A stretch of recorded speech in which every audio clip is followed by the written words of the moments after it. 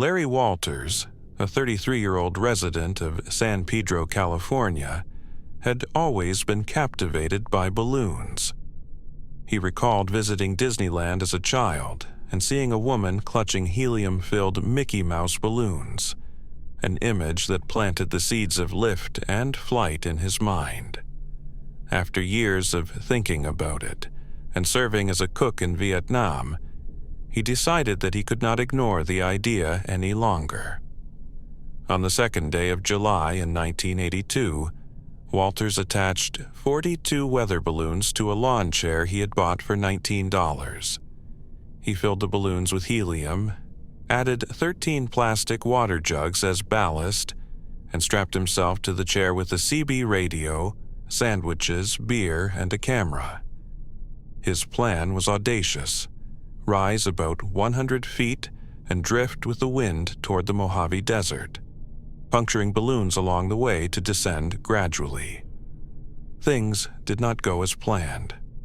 Walters climbed to an astonishing 16,000 feet, and 2 commercial pilots spotted him, reporting the sighting to air traffic control as conditions grew perilous with freezing temperatures and thinning oxygen. Realizing the danger, he began popping balloons to keep the chair upright, and he placed the pellet gun on his lap. A gust tipped the chair, and the gun slid away. As he descended more rapidly, he released water jugs in an effort to slow his fall, but near the earth he became entangled in power lines. The LAPD aided his return to the ground, and remarkably he emerged uninjured. Walters earned $1,500 for the stunt, and briefly became a local curiosity, even appearing on a late-night talk show. Years later, in October of 1993, he died by a self-inflicted gunshot wound to the chest at the age of 44. Jerry Flack kept the lawn chair for more than 3 decades before donating it to the National Air and Space Museum, where it is displayed in the Thomas W. Hayes Wing. Also noted from the same July of 1982 was Michael Fagan of London, England, a 31-year-old married father of 4 who had worked as a painter and decorator. Michael Fagan, unemployed, spent the early hours of the 9th of July, 1982, drinking at a pub. He bet several men £5 apiece that he could reach Buckingham Palace. They doubted him. What they did not know was that he had already slipped inside about a week earlier. He scaled the 14-foot perimeter wall crowned with revolving spikes and barbed wire, crawled up a drainage pipe, and slipped through a window where a housemaid was reading. Startled, she ran for help. Fagan wandered the corridors and sat in a succession of chairs. He even lingered in the office of Prince Charles's staff, waiting to be arrested. While waiting, he drained half a bottle of wine before leaving, since no one came. The guards assumed the intruder had been a figment of the maid's imagination. At dawn on the 9th of July, Fagan attempted the break-in by the same method as a week earlier. He wandered through the palace, pausing to study King George V's stamp collection during a self-guided tour. He triggered the security alarm twice, but the guards dismissed them as glitches and turned the alarm off. He entered the residential area. Buckingham Palace has 775 rooms. He walked into the Queen's bedroom and found Elizabeth II asleep in bed, then drew back the curtains, waking her. She summoned security from a bedside phone, but none arrived. She left the bed and ran. A footman escorted Fagan to the Queen's pantry, where he was offered a glass of scotch. He was arrested, but the incident was not charged as breaking and entering. It was treated as a civil matter, and the Queen chose not to press charges. Instead, charges were brought for stealing the wine he had drunk during the first break-in. He stood trial and was acquitted after 14 minutes of deliberation. In October of 1982, he was convicted of an unrelated car theft admitted during interrogation after his arrest. He was confined to a psychiatric hospital, but released after a few months in January of 1983.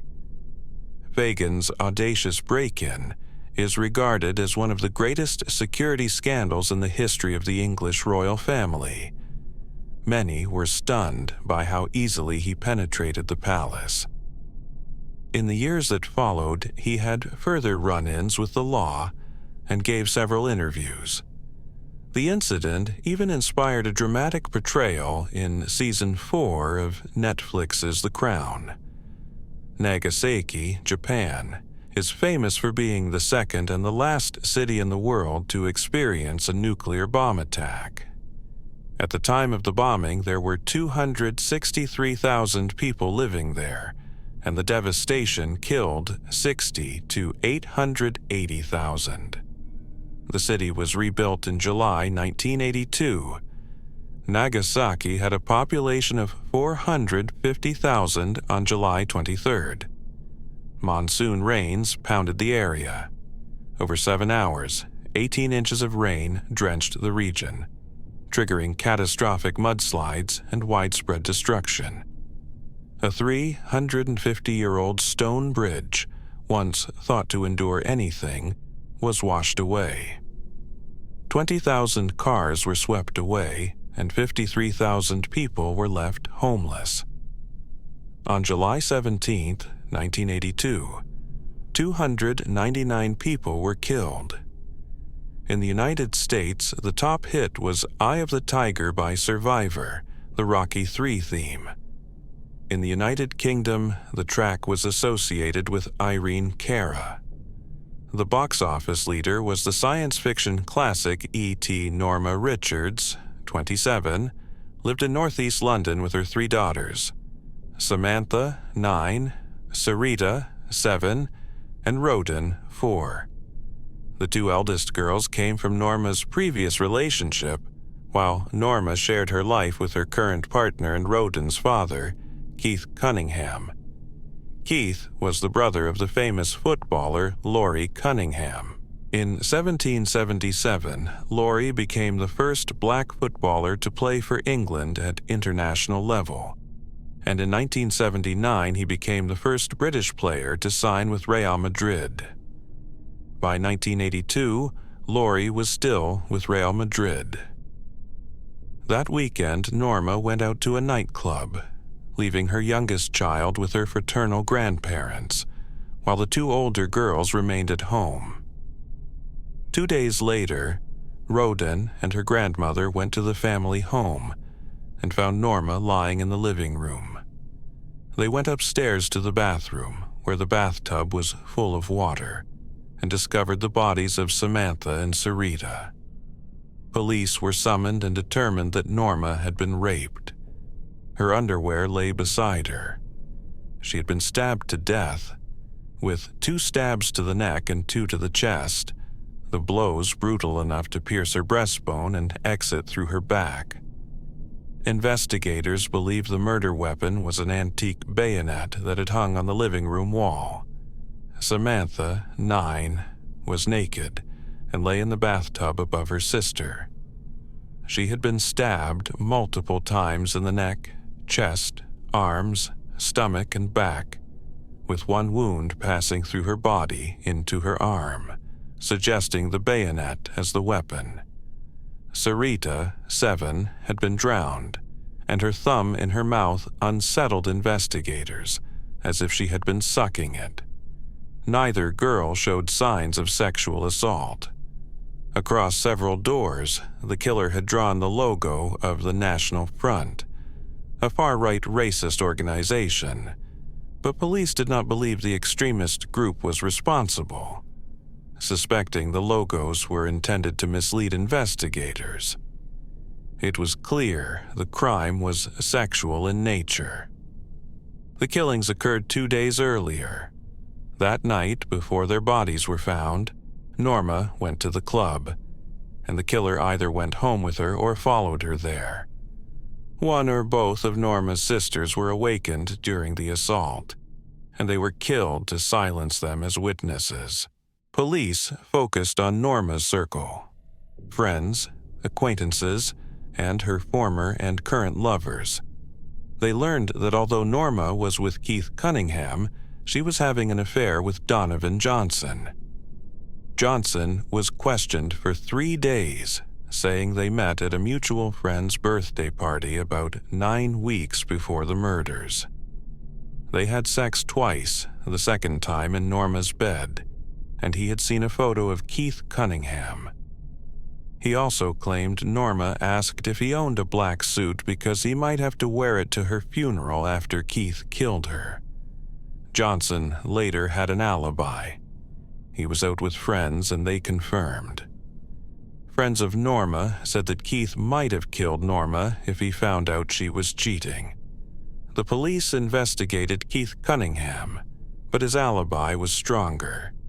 He was about 1,000 miles away in Spain with his brother, a professional soccer player, so Keith was cleared as well. The investigation continued to focus on people in Norma's life, yet no arrests were made, and the case went cold. It wasn't long before the murders of the mother and her daughters were forgotten. Roden was raised by her father's parents and said she had a good life with many friends. Her paternal grandparents, not related to her half-sisters, never spoke of them or of her mother. Her mother's side of the family likewise never spoke of her mother, which Roden understood as too painful. She said that every year on her birthday, she cried for her mother and sisters.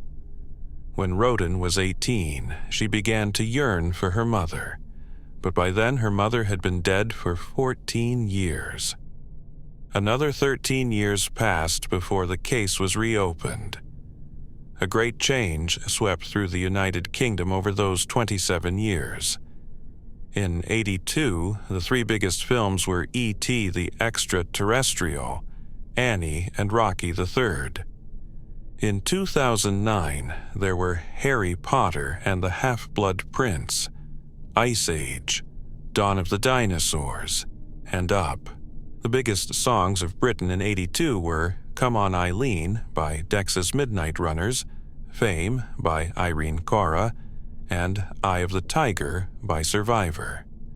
In 2009, Lady Gaga enjoyed a huge year, with the top 2 songs and another in the top 3. Poker Face was number 1. Just Dance featuring Colby O'Donis was number 3, and I Got a Feeling by the Black Eyed Peas was number 2. Popular books published in '82 included The Color Purple by Alice Walker, Ham on Rye by Charles Bukowski, and Stephen King's Different Seasons, which contains the novellas Rita Hayworth and Shawshank Redemption. 2009 brought a blend of culture and technology, reflected in popular books, gadgets, and flavors. Among books published were The Help by Catherine Stockett, Gillian Flynn's Sophomore Dark Places, and One Day by David Nichols. 2009 also saw new consumer products like CD players, G.I. Joe action figures, and rollerblades, as well as foods such as ciabatta bread, Ferrero Rocher, and Die Hoke. In the same year, Dyson released its bladeless fan, the Air Multiplier. The Shake Weight hit shelves, and Microsoft issued the Zoom HD portable digital media player. Wendy's Bacon Deluxe and Doritos' Late Night Flavor joined the food lineup, and the alcoholic drink Rum Chata appeared in early 2009. Journalist Peter Law began work on a biography of soccer player Laurie Cunningham. Laurie Cunningham, nicknamed the Black Flash, spent 4 years with Real Madrid, then a year in France, and a year with Leicester City in England. In 1986, he moved to Rayo Vallecano in Spain, and 2 years later, in 1988, he played 6 games for Wimbledon and helped them win the FA Cup. After that, he returned to Rey Vallecano in Spain. On July 15, 1989, Laurie was driving in Madrid when his car collided with a light post and he was killed. Laurie Cunningham, nicknamed the Black Flash, was 33 years old. While researching the former footballer, Law learned that Laurie's brother Keith had a romantic partner who was murdered, though the case remained unsolved.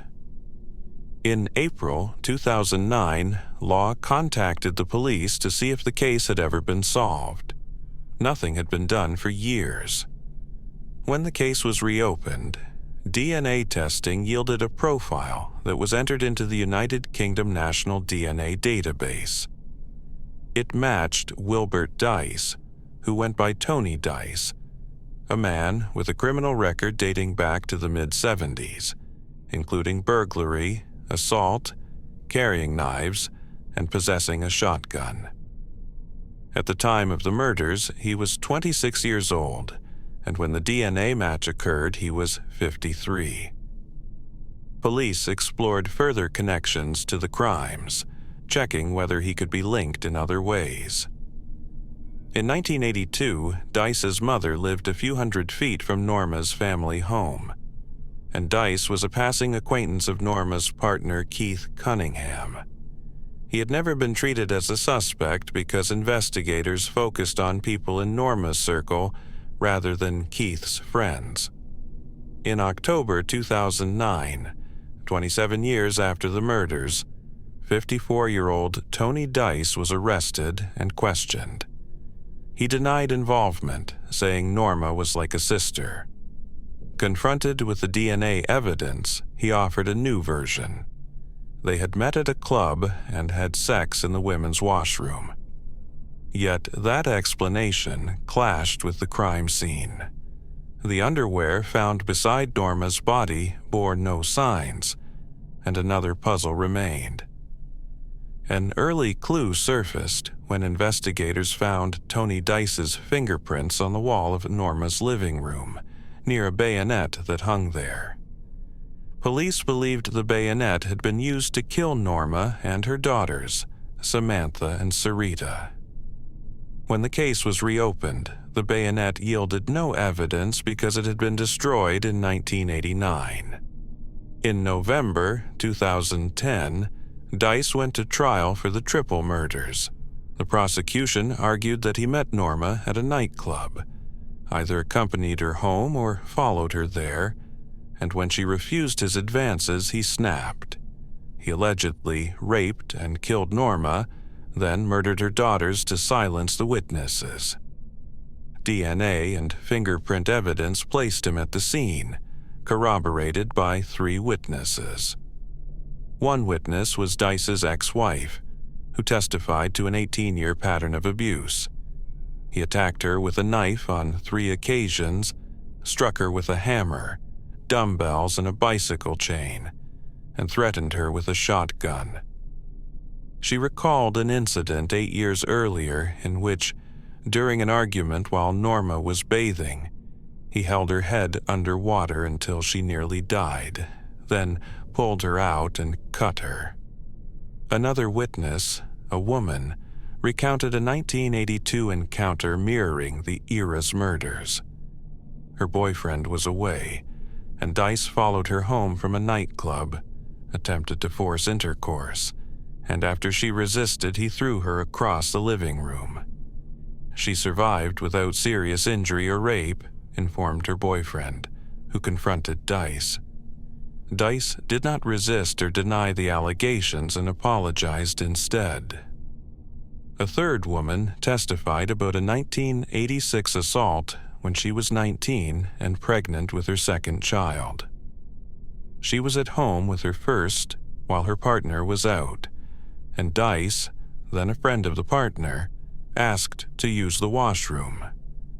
He entered, pressed a knife to her throat, and, though she was clothed, wore gloves and trembled with fear. She complied to protect her child, and months later, in public, Dice again confronted her, producing a knife and taking her to an apartment building to sexually humiliate her. The trial lasted 3 weeks. Dice was found guilty on all counts and received 3 life sentences, effectively ensuring he would never be released. Norma's brother Dalton spoke at the sentencing, saying a light had gone out of their lives, and Dice's imprisonment offered some closure. That concludes today's session. Thank you for listening. Please stay safe and take care.